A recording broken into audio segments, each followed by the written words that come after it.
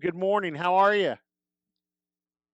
Doing well, Robert. Fun to be on the show. Never been on before, so I'm excited, man. Another beautiful day in the great state of Oklahoma, which turns out is a hot spot for really good Canadian football players.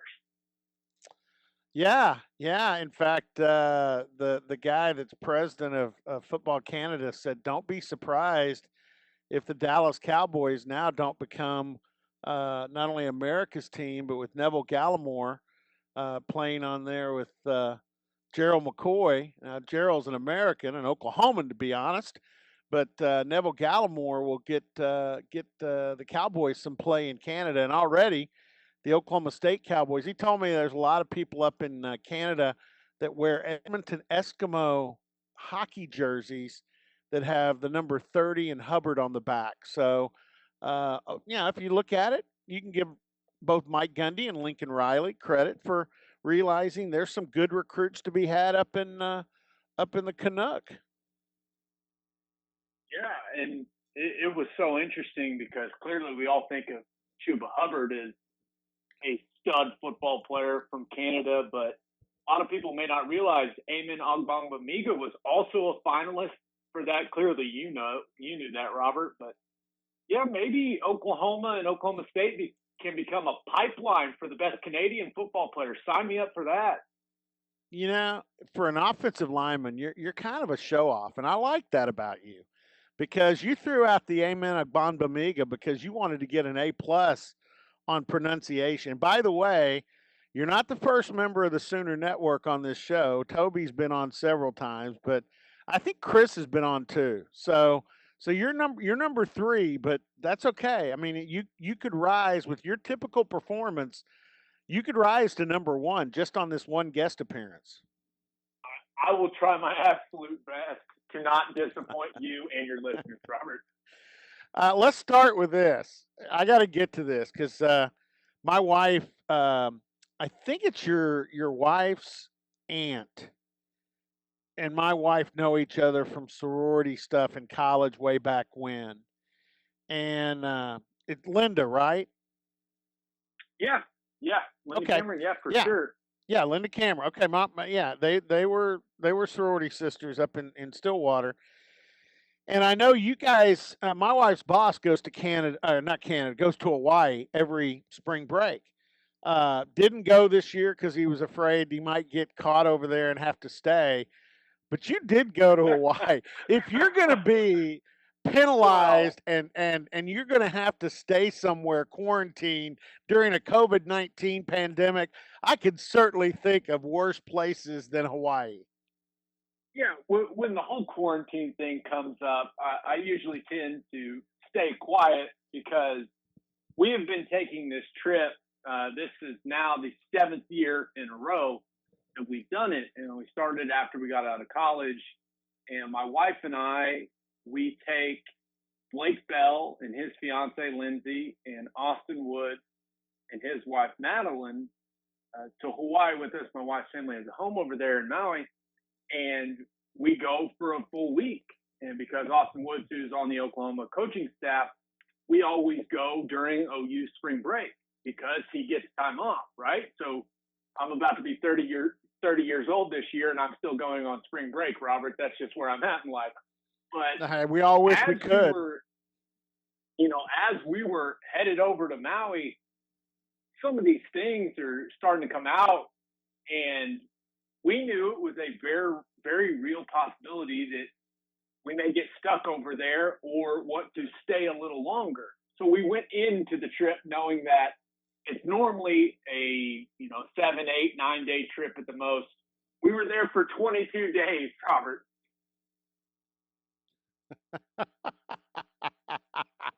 now, now, Austin. I mean, was he worried? Because I understand everybody went to a standstill. Spring football was postponed. Buildings on campuses were closed.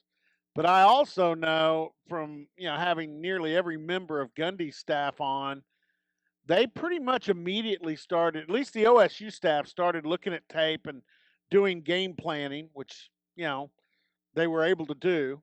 That's something they typically do in June, but they started doing that. And then also the recruiting process. So was Austin there that long, or did he find a way to get back across the ocean and back to Norman? Yeah, so no, he was there the entire time with us because the football offices were closed. Okay, so They he were okay, doing they were doing all just like Oklahoma State. They were doing all right, of their meetings virtually over Zoom or FaceTime, stuff like that. So none of the coaches were on campus. So it didn't really matter that Austin wasn't back in Norman. It was the only bad part for him is they're having 8:30 a.m. meetings Central Time, which was 3:30 in the morning Hawaii time. So he was waking up and having to jump on those nice and early. But yeah, it was a really interesting experience. My schedule was great with radio. I'd wake up at 7, knock it out, be done by noon. It was the best thing ever for me, Robert. But for some of the people that had some 8:30 Central Time meetings, they weren't exactly thrilled having to wake up at 3:30 in the morning. I will say this for Austin, it's probably a good thing because in total darkness, he couldn't have a background behind him that would tick everybody off. I mean, if it was in the middle of the day and he had a typical Maui landscape in the background behind him on those Zoom meetings, everybody else on the staff on that meeting would be ticked off at him. So I think that kind of worked out. Just the dark background or just a white wall behind him is a lot better than showing off that I'm quarantined in Maui. Yeah, I think he was pretty careful about that whole thing. But now, Yeah. stuff's getting back to normal, so we just won't talk about it. It's fine. All right, let's talk about this. And we've had guys on. Like I said, we had Toby on earlier, and I've had guys from broadcast teams across the Big 12. Matt Walters, the sideline guy at K State's a really good friend of mine. And we've kind of gotten a breakdown on two things: where each of the teams are, and how each of the schools, or at least the broadcast crews for the schools, feel about the possibility of the season ahead. So let's take it with this: Oklahoma's got some moving parts from last year. Obviously, it was a very good draft. When you see some of the guys that went, we mentioned Gallimore and obviously C.D. Lamb and Murray goes to the L.A. Chargers. Um, Breaking in a new quarterback, still, got a great offensive lineman to lead that group in Creed Humphrey. But going into next season, your thoughts on where Oklahoma is? Yeah, it all starts with the quarterback position, right? And we have so much faith in Lincoln Riley simply with what he's done with the last three guys, right? When you're talking about Baker Mayfield, Kyler Murray, and Jalen Hurts, and him turning Jalen Hurts into a second round pick may be the most impressive thing that Lincoln Riley's done up to this point. But there's certainly some questions. I'll start on the offensive side of the football for the Sooners. Clearly, everything starts with the quarterback position. Quarterback, not only is it the most important position in football, it is the most important position in all of sports. And the fact of the matter is, they've got two guys that haven't played any meaningful snaps. Now, the staff likes Tanner Mordecai a lot, thinks he's really talented, has a great grasp of the offense. Spencer Rattler, clearly the more physically gifted guy. The things that he can do throwing the football, you just can't teach. He's got natural gifts. Now, they would have loved to see those two guys compete during spring practice, but the whole coronavirus thing happened. Everyone else in the country is in the same boat, and they're going to have to make the best of it. I don't know what training camp is going to look like for them, but those guys have been competing in the virtual meetings that they have been hosting, mentally. And it's not the same as competing on the field, but maybe in the long run, both of these guys will have a better grasp of the offense and offensive football in general with the things that they've been doing with the staff. So everything starts with the quarterback position. But I have faith in Lincoln Riley to develop one of those guys and have them produce at a high level. One interesting thing is what's going on with the wide receiver position for Oklahoma right now. Because the offensive line is going to be fine. The quarantine didn't go well. Quarantine did not go well, Robert. The offensive line is going to be fine. They're going to be able to run the football, so maybe that'll alleviate some of the pressure off these wideouts. But you look at it, you lose CeeDee Lamb, you lose a veteran guy like Lee Morris, and you're expecting your young freshmen, the guys that played as freshmen last year, to step in and play a big role. You look at it, Jaden Hazelwood tears his ACL working out at home during the quarantine. He, in all likelihood, is going to be out for the season. Trajan Bridges, unless something changes, is going to be suspended for the first 5 games of the year. Theo Howard, the transfer from UCLA, right when he gets to OU, he injures his Achilles. His status is up in the air. So you're looking at Theo Weiss, who did some good things for the Sooners last year. He's going to have to step up in a huge way. Charleston Rainbow's going to have to step up in a huge way. He was great early last year, but kind of his production just fell off a cliff in the back half of the season. And then you're going to have some young guys step up.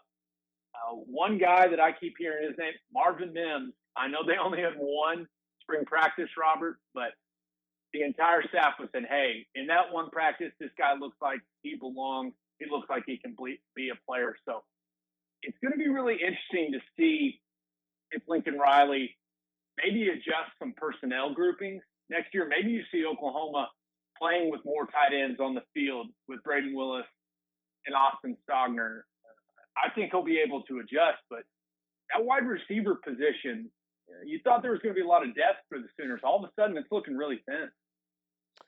Yeah, I will say this about Mims because Oklahoma State just got a commitment from a teammate of his for the 2021 class, Jaden Nixon, who's a running back, but he's really going to be more of a multi-purpose guy, a slot running back, H-back, small H-back type, wing back. So I watched a lot of tape on Frisco Lone Star, and I will say this: Mims is the real deal. I haven't seen too many high school wide receivers that look like that, both physically and also, usually you see a guy, high school kids run sloppy routes. They're just not as exacting. This guy runs routes like he's been coached by the NFL. He's a pretty advanced, developed receiver, and I guess his numbers are the all-time greats in high school football in the state of Texas. So, I mean, that adds up. Everything. Do they play football? Yeah, go ahead. In high school in the state of Texas, do they play any football in high school in Texas? They do. They have for a long time. Oh, okay. I was just wondering. Okay. I was just wondering if that was a big deal at all. Yeah, I mean, in fact, you go back and I don't rub this in. I mean, it's old, but they used to have a game between the high school all-stars from Texas and Oklahoma, and Texas won that thing a few more times than Oklahoma did. I mean, my bragging rights on that come from the other side of the Red River. My adult life is on this side of the Red River. And you know what? My kid played in that game and won on the Oklahoma side, so I'm pretty happy. I am pretty happy about one of those Oklahoma wins. But talking about what you hear in Oklahoma, Lincoln Riley has said he feels like there's going to be a season. He just doesn't know when. I think Joe Castiglione's been a little bit around the map as far as when he thinks football will start. What are you hearing? What are you thinking?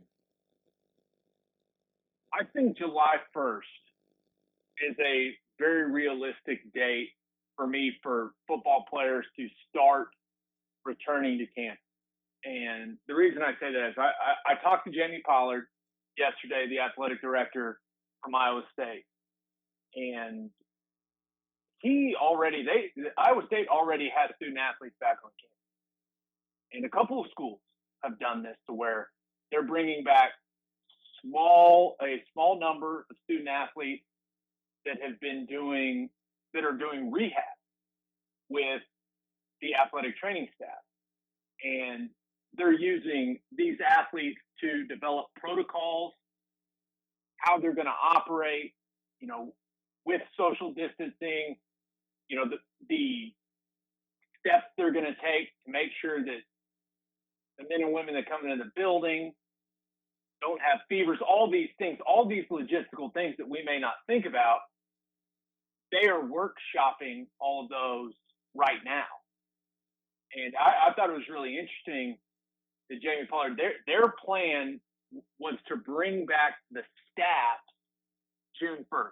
Start bringing essential staff members for the athletic program back into the building and get things going, get all these protocols in place.